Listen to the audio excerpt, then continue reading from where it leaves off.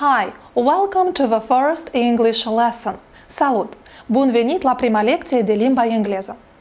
Astăzi vă voi explica două teme importante. Vom vorbi despre pronumele personal și verbul to be, care înseamnă a fi.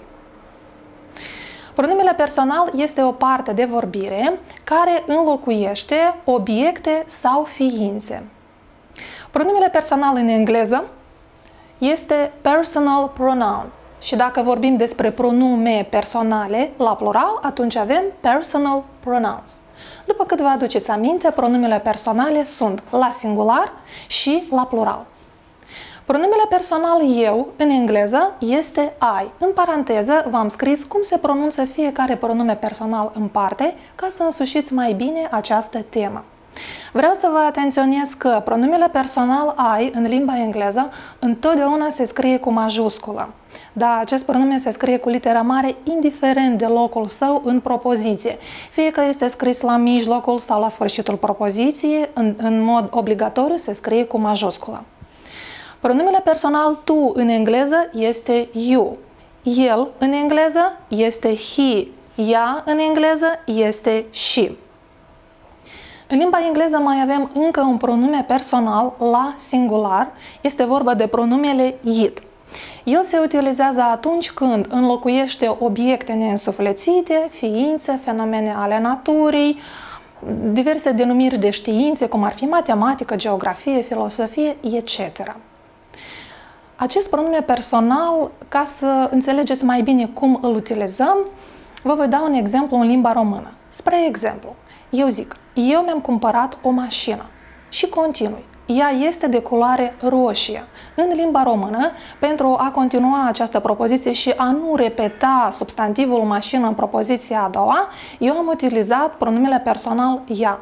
În limba engleză, dacă voi dori să traduc această propoziție, ea este de culoare roșie, nu voi utiliza pronumele personal she, deoarece este vorba de mașină, este un obiect neînsuflețit.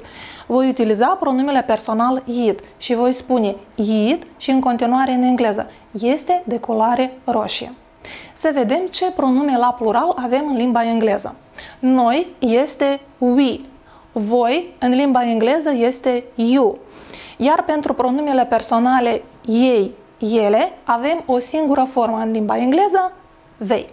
După cât puteți vedea, în limba engleză și pronumele personal tu și pronumele personal voi are aceeași formă, you. Vreau să vă mai spun că în limba engleză, atunci când ne adresăm cuiva respectuos, în română noi avem pronumele de politețe, dumneavoastră, dumneata, dumneaei, etc. În engleză, să vedem ce pronume avem pentru a ne adresa respectuos persoanelor. Este din nou pronumele you. E simplu, nu?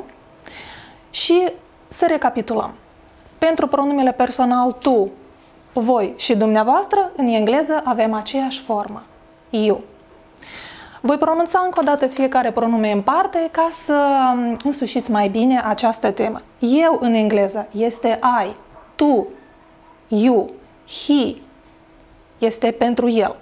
Ea este she, avem pronumele personal it. Noi în engleză este we, voi în engleză este you și ei, ele este they. Pentru dumneavoastră, noi de asemenea avem forma you. În continuare, vă voi explica tema verbul a fi, care în engleză este to be.